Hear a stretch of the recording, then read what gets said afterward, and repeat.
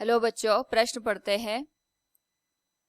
X अक्ष के अनुदिश गतिशील एक कण की विभिन्न क्षणों पर स्थितियां निम्न तालिका में दी गई है। यहाँ पे हमारे पास तालिका दे रखी है, साथ में 4 विकल्प दिए गए हैं। पहला है एक समान त्वरित, दूसरा है एक समान मंदित, तीसरा है असमान त्वरित और चौथा है आंकड़े अपर्याप्त है। तो सर्वप्रथम हम यहाँ पे मुख्य अवधारणा का प्रयोग करेंगे और हमारे पास यहाँ पे जो मुख्य अवधारणा है वह है स्थिति समय ग्राफ। तो जब हम स्थिति समय ग्राफ की बात करते हैं तो इससे हमें जो वस्तु है उसके वेग या चाल के बारे में पता चलता है। तो जो स्थिति समय ग्राफ होगा उसका जो यहाँ पे प्रवणता होती है वो हमारे पास वेग और चाल को बताती है। इसी के आधार पे हम यहाँ पे दिए गए प्रश्न को हल करेंगे। तो सबसे पहले यहाँ पे अगर हम इसके लिए ग्राफ खींचे तो यहाँ पे ये आ गया समय, ये आ गया हमारे पास यहाँ पे स्थिति x। तो अलग अलग समय दे रखे, ये आ गया 0, ये आ गया 1 2 3। 0 समय पे जो स्थिति है ये -2 के बराबर दे रखी है। 0 पे जो हमारे पास यहाँ पे स्थिति है वो 1 सेकंड पे हमें देखने को मिल रही है। यानी अगर हम यहाँ पे 1 सेकंड पे बात करें तो जो x का मान है वो 0 के बराबर है। तो ये आ जाएगा हमारे पास।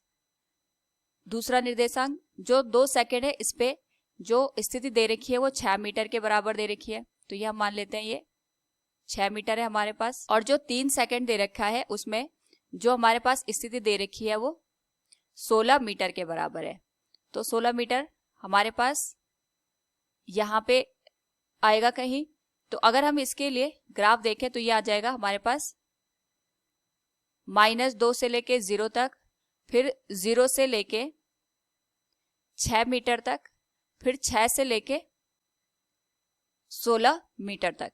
तो दिए गए प्रश्न से अगर हम यहाँ पे देखें तो हम पहले ये देखते हैं कि यहाँ पे हमारे पास समान गति हो रही है या फिर असमान गति।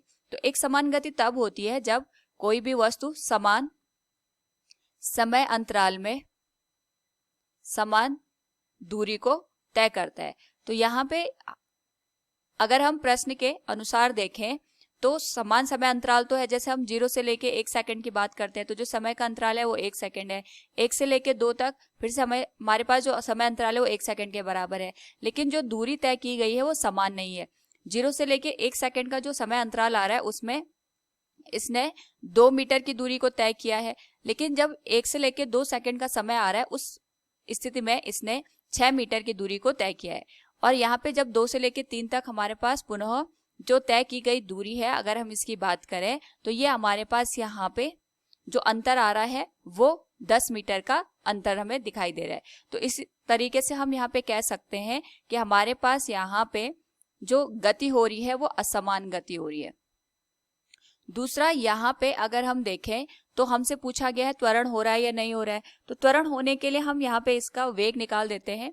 वेग के लिए अगर हम इसको जो 0 से लेके 1 सेकंड का समय है उसमें वेग का मान देखेंगे तो वेग हो जाएगा हमारे पास अंतिम स्थिति वो हो जाएगी 0 मीटर पे माइनस प्रारंभिक स्थिति ये हो जाएगी -2 मीटर बटे 1 सेकंड, ये आ जाएगा 2 मीटर प्रति सेकंड।